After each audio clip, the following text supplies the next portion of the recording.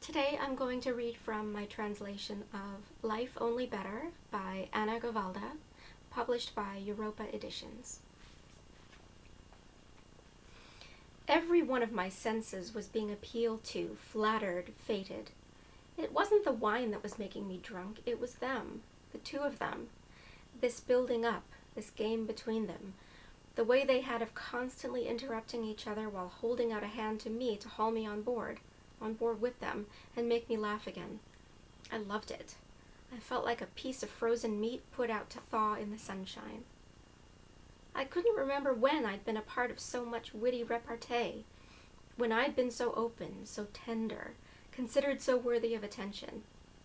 Yes, I'd forgotten. Or maybe I'd never known. I grew old, and then young again. I was melting with happiness.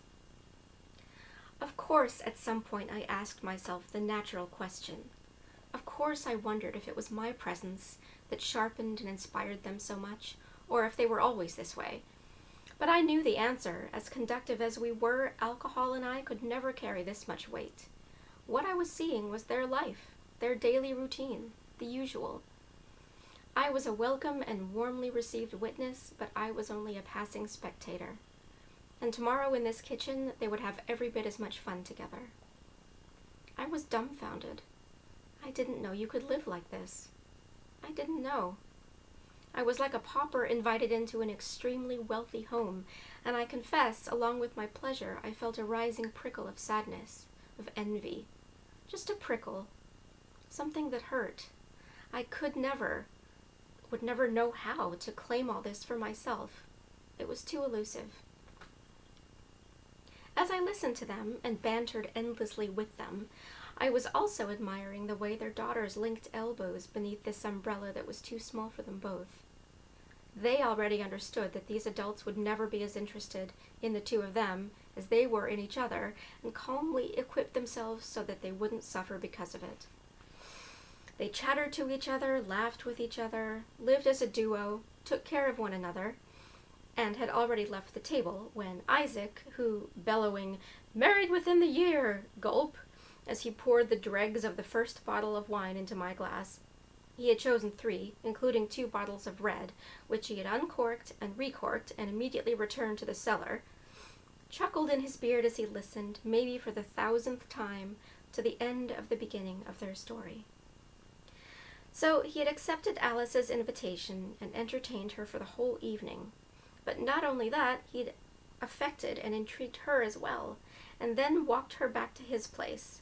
It was difficult at hers. A cuckold in training had taken to spying through the peephole, before suddenly taking his leave by standing on tiptoe to kiss her on the cheek. "Alice, my little Alice," he had said, holding her long-fingered hands tightly in his short-fingered ones. "I'd rather warn you right away, it won't be an easy match. I'm 45 years old, an old man, and I still live with my mother. But trust me, the day I introduce her to you, we'll bring our baby along, and she'll be much too busy looking for a resemblance to me to chastise you for not being Jewish." She had bent her knees to offer him her other cheek, and everything had happened exactly as he predicted, except that all these years later, that is, tonight, she still hadn't recovered.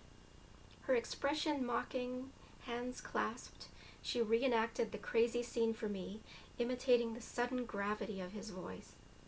"Alice, my little Alice, it won't be an easy match," and laughed as we clinked glasses to her memory of this sweet madness.